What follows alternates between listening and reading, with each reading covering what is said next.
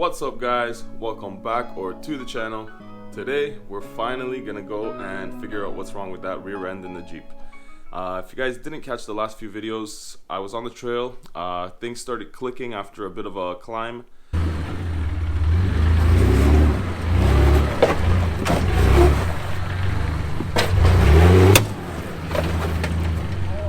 And at that point I thought it was a U-joint, and then on the way home things went south. I lost power to the rear. I at that point thought it was my transfer case because I thought it was on the transfer case side because that's where we were seeing it lock up when my buddy was looking at it. At this point it was already dark and I couldn't really check while moving the vehicle, so got stuck.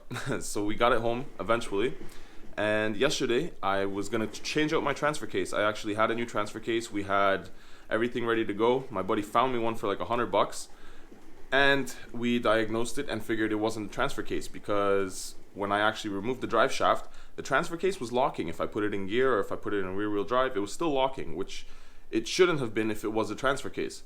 So we ended up putting the drive shaft back in. I ended up trying to move it, and we saw the drive shaft was just spinning inside of the diff and nothing was happening. It wasn't moving the wheels.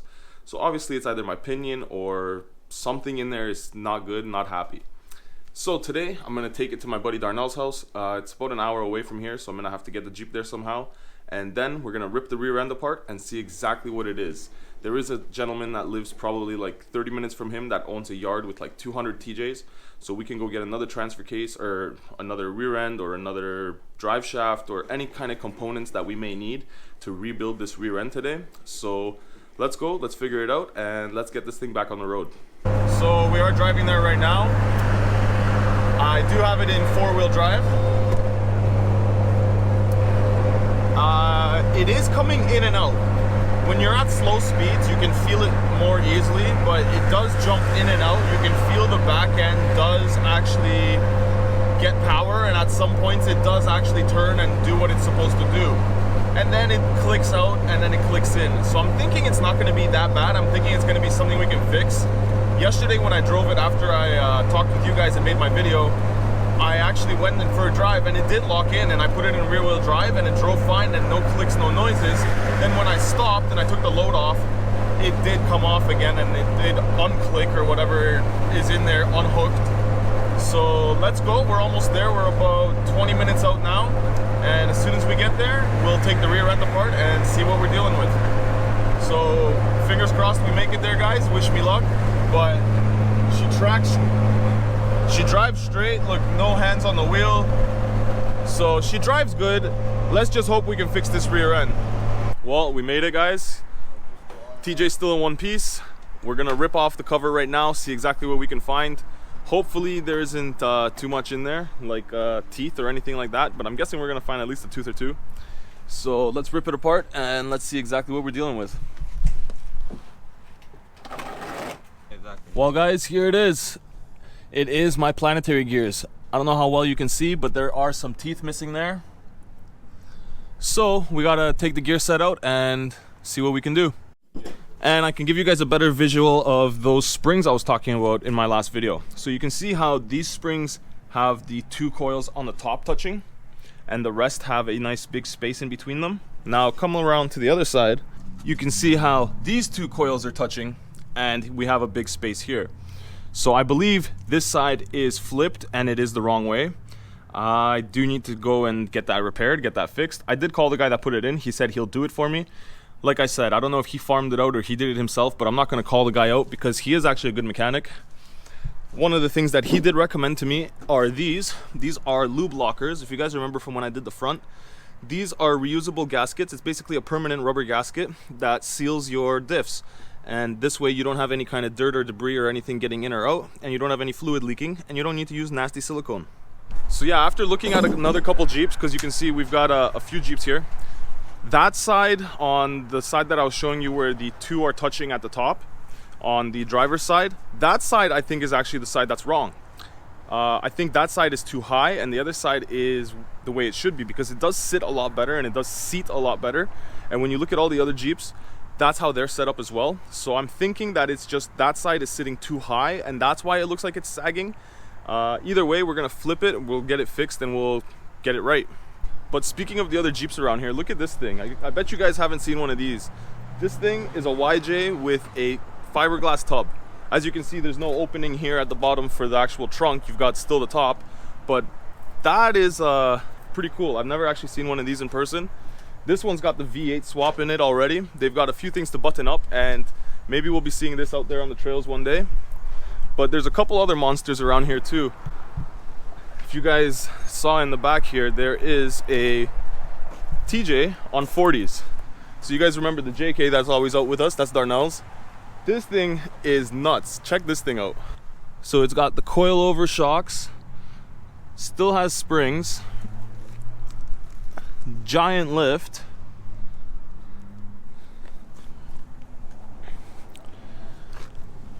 ARB front covers, ARB rear cover, and 40s. This thing is a beast. So hopefully we will be seeing this out on the trails soon too. You guys have already seen this one, and we've got another blue TJ here. Not sure what's going to be going on with this one, but it is like rhino lined basically, so it's got like a bed liner paint job, which is pretty dope. But yeah, I think that we're in the right place to get our Jeep fixed. And you guys probably remember that Suzuki from when we were out on the trails. That thing's getting a little bit of work done to it. Remember, it broke a drag link and a few other things, but I don't know if I should be showing you guys this, but here's a sneak peek of their latest project. This is a full fiberglass CJ7, and it looks awesome. They've got a 350 ready to go in it. I'm pretty sure they're going to be throwing a blower on that. This is going to be a beautiful, beautiful Jeep. I cannot wait to see this thing put together. But Big Bird's getting some love today.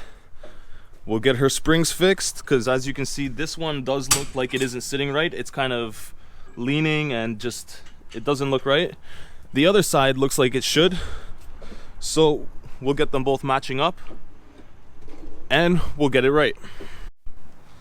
So I'm cleaning the diff cover out, and you can see that is not metallic paint. That is a lot of metal. And you guys can see there's a big scratch or a big gash right here, and there's actually like a chunk taken out of the inside of the cover there. That's from probably when it grenaded itself, and whatever exploded.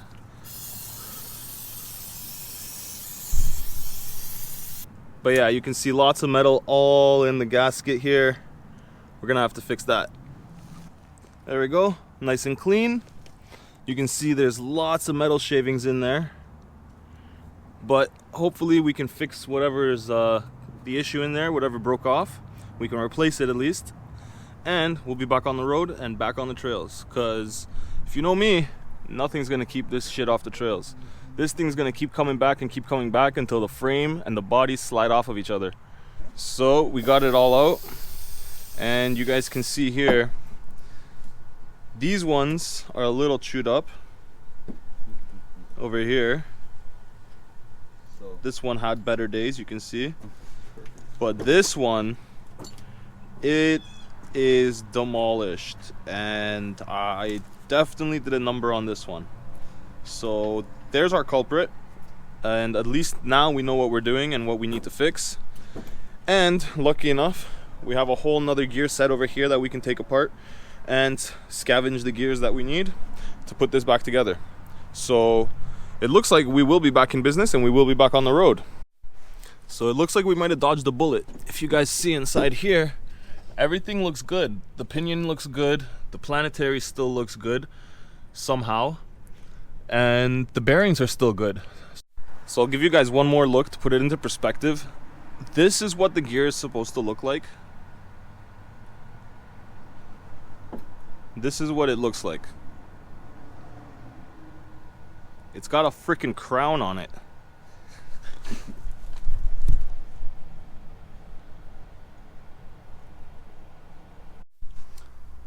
So we got the spring flipped. Now all we got to do is check if the internal gears on that out of the YJ fit into mine, so we can get the gear set back in there and we can get rolling. Well, one mission done. The springs are flipped. So now you can see that they're both going to match up, and they both sit how they should. It's a little bit dark, I know it's hard to see. And now you can see this side is sitting properly as it should. We have the two coils at the bottom, And the reason that you want the 2 coils here is so that when it compresses, it actually sits in this seat instead of it being up in the bucket and not actually doing its thing properly, because up here it doesn't really have a lip like it does over here. Well, there's the rest of my gear when we were cleaning out the diff, so you guys can see quite a little bit of teeth in there.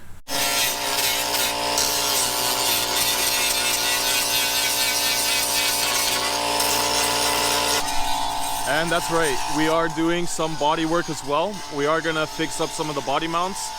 He is basically cutting out all the rust. We're gonna stick a new piece of metal in there, weld it in, and make sure that the body mounts up properly. We're gonna fix all the body mounts all the way around today. The axle is almost back, but honestly, it's looking good so far, and yeah, can't wait to get it back on the road. This monster YJ also just showed up. You guys see how big this thing is? That's an H3, and that H3 is already lifted, and yeah, so like, take a look at this. It's a big boy. As you can see, here's the PJ on 40s. And one thing I forgot to mention to you guys, this thing is turboed. So it is the 2.5 liter, but it's got a big old turbo under the hood. I don't want to open the hood right now because it's not my Jeep. But basically, yeah, she's got a big old turbo, dumps out right there, and sort of a beginning of a snorkel here. Kind of like a Home Depot snorkel looking job, you know?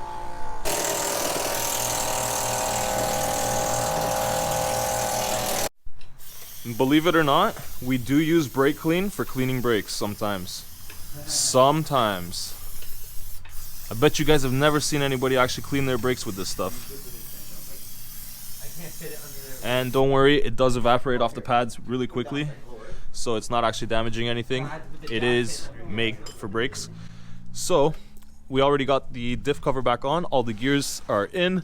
Now we're just going to fill it with fluid and repair the few body mounts that we have left. Unfortunately, I don't have a body lift kit with me, or else we could have done that since we're doing all the mounts today, but that is something we can do pretty soon. And since all my mounts are going to be fixed, we can finally put on sliders. And that is one thing that I've been waiting for and very eager to do, but haven't had the chance or opportunity to do because I have no way to bolt them up.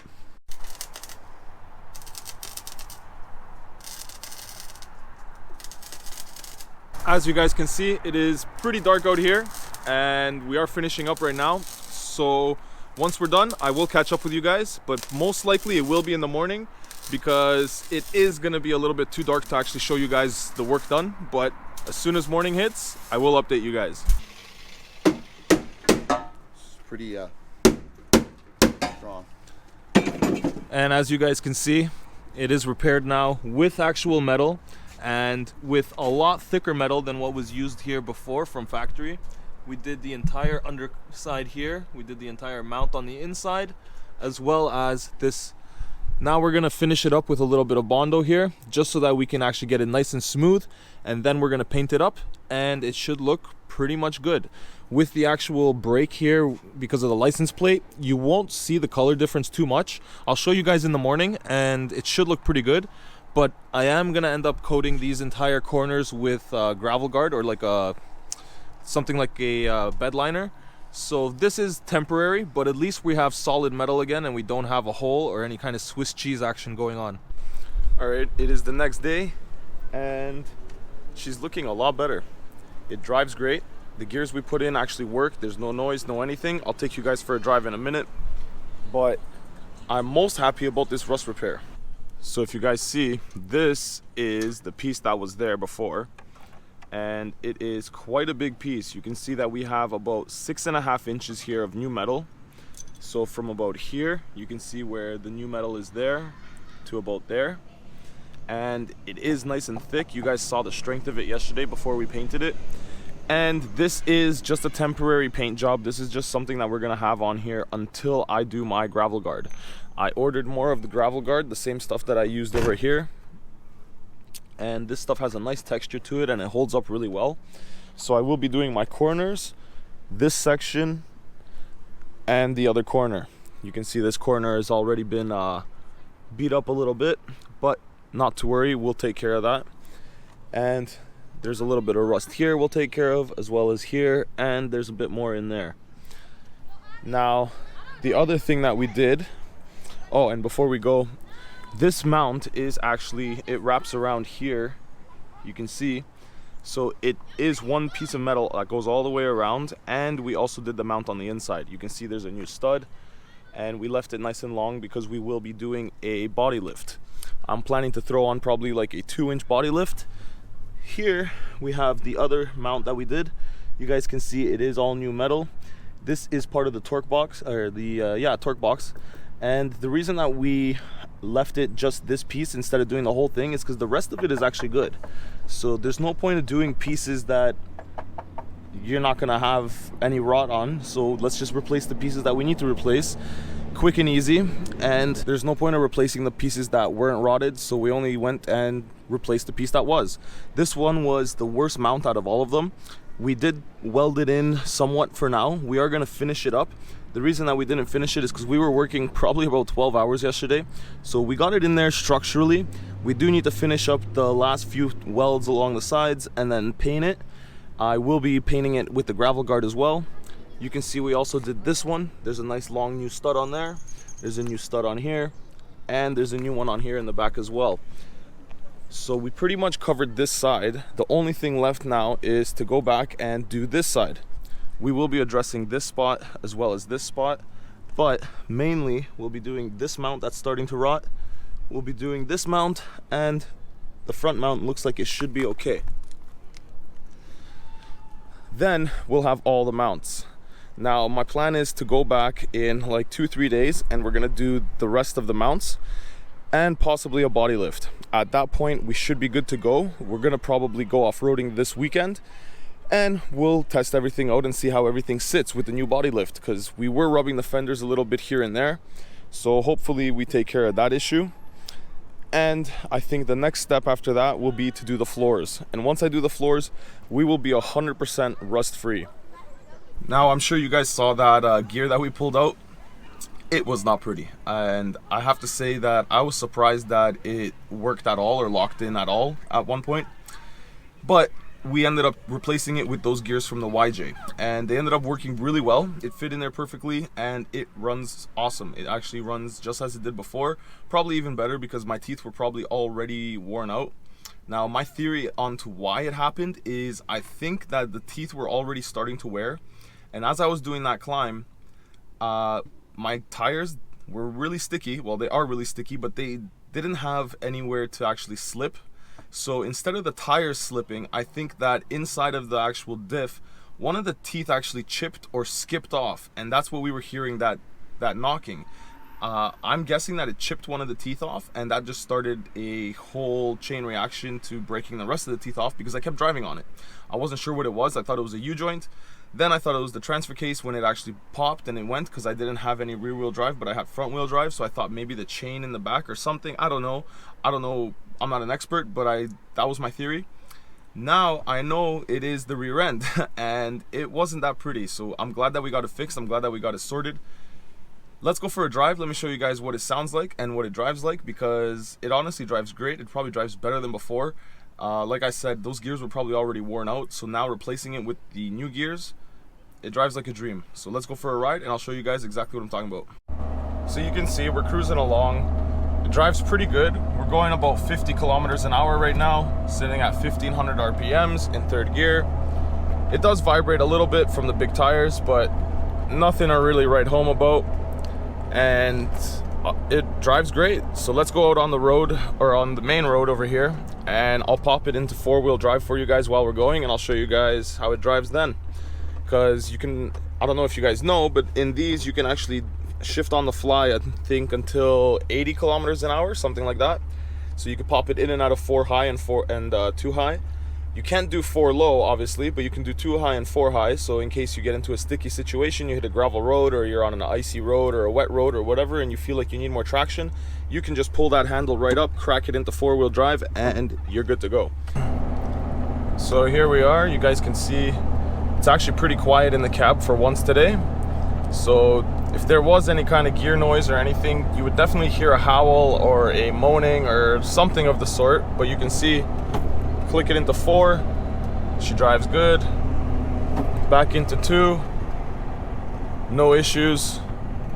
honestly, it drives pretty damn good, and the steering wheel is actually straight, which is something that I can't say has always been the case, but she's driving good, no noises. First, second,